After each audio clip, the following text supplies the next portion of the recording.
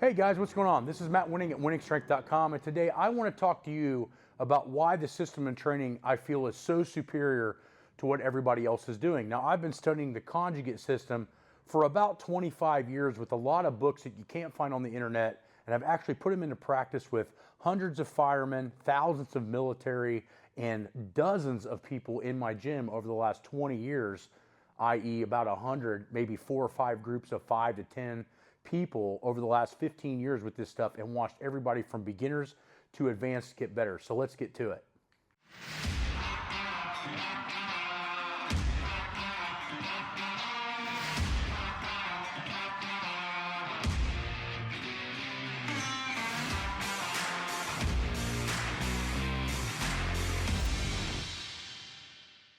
First of all, for those of you guys just starting to listen, I'm Matt Wenning. So I have a master's degree in sports biomechanics. I've authored books. I've written articles for Powerlifting USA and Power Magazine. I've been a world record holder both in equipped lifting with a 1,200 pound squat and a 2665 total, world record total. And I've also broke world records in the raw divisions, no knee wraps, 865.5 squat and a 611 bench press. So I've been doing this a long time with a lot of education. So that's what started really focusing me on getting into conjugate, going and moving in to train with Louis Simmons in 1999, traveling all the way from Indiana to Columbus, Ohio every weekend to train with guys that were better than me. If you got anybody within 2 hours of driving distance that you know is elite, the first thing I can tell you guys is go visit them and train with them if you can, because it will save your lifting career, it will make you way stronger, and you will get way better. But let's get into why I got so gravitated towards the conjugate system. The first thing that I want to iterate with the force velocity curve and why I like the conjugate system is that it doesn't ignore any of these particular parameters. Now, for those of you that haven't studied the science behind how we train, this is going to be a big eye-opener. The first thing that I want you guys to understand is the force velocity curve is this is peak force, which is near isometric, right? So if it's as heavy as possible, you can't move it quickly. And this here is like the fastest baseball that you can throw. And that means that it's not as heavy, so it has to move quickly. In between those areas is where we train. So if we're training max effort work, either 1 to 5 RM, we're in this range right here with the force velocity curve.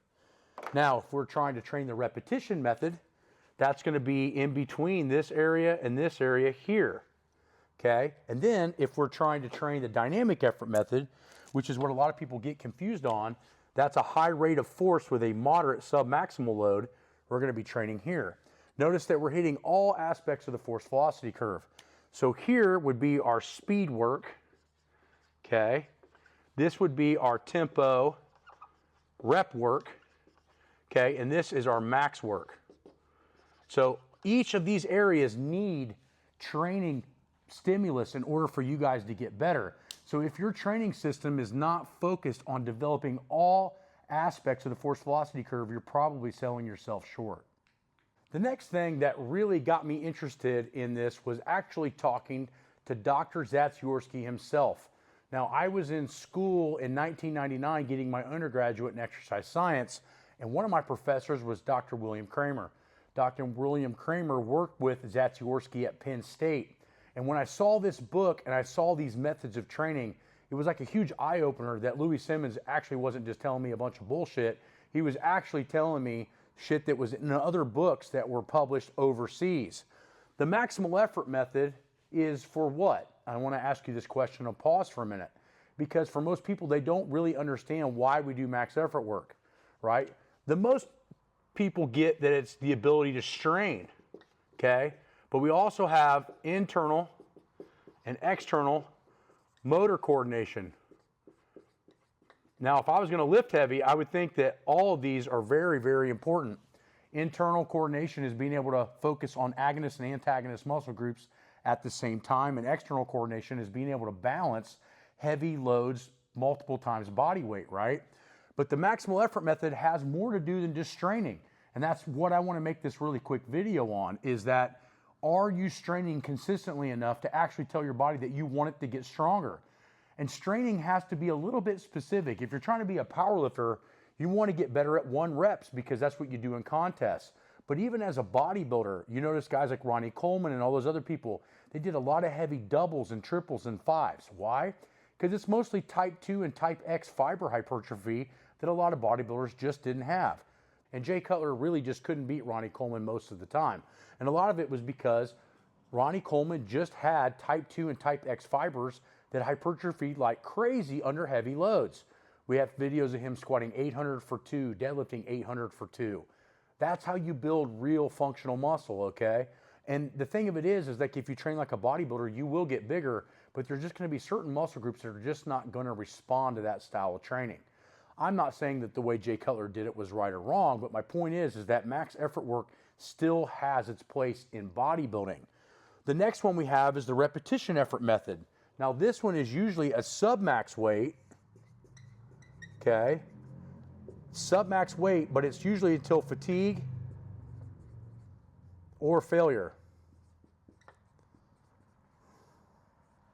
Okay, so sub-maximal repetition method, what we want to do is use somewhere between, and this is a vast array of percentages, but somewhere between 55 and 85% is going to be where your repetition method is going to be most likely used. Now, the reason that we have winning warm-ups in a lower percentage RPE bracketry is because I got a hold of a lot of different books from back in the day that talk about ligament, tendon density, and injury resiliency from using lighter loads with higher volume, somewhere between 30 and 40%. So that's kind of why I developed the winning warm-ups the way I did. Plus, we don't want the winning warm-up to affect the main lift. We want it to potentiate the main lift, and that's a big different thing we'll go into in a different video. But the repetition method is for your hypertrophy. So you need to select exercises that are usually lagging muscle groups that your body cannot develop with compound movements. So as much as we want to use hamstrings to squat, right? Everybody thinks squat's a quad exercise, and it is if you do it Olympic style. But we want to make sure that the hamstrings and the quadriceps get equal work after a compound movement. So what we want to focus on the repetition is usually lagging muscle groups, and that's where performance and hypertrophy have the same lane, right? So if it's upper back, if it's hamstrings, if it's glutes, chances are if that muscle is weak and low hypertrophy, it's probably not strong either, and also vice versa. So the repetition method has a development process in our repertoire as well in training, and that's what I think makes Conjugate such a viable training system for nearly everyone. The next method that we have that is hardly ever used, and it's hard to kind of substantiate for a lot of people because they just think lightweight and they think not a lot of intensity. But the dynamic effort method is a very potent method, especially for the central nervous system. We're working on rate of force development with the dynamic effort method in a vast array of percentages. The first Westerner to figure this out was Dr. Fred Hatfield, and he coined it as compensatory acceleration, or CAT training. And a lot of his thought process was somewhere around 70% is when you have the perfect balance between strength and speed. And as his 70% got better, his 1 rep max went up without actually touching that 1 rep max. So it's a way to get these fibers turned on with a lighter weight.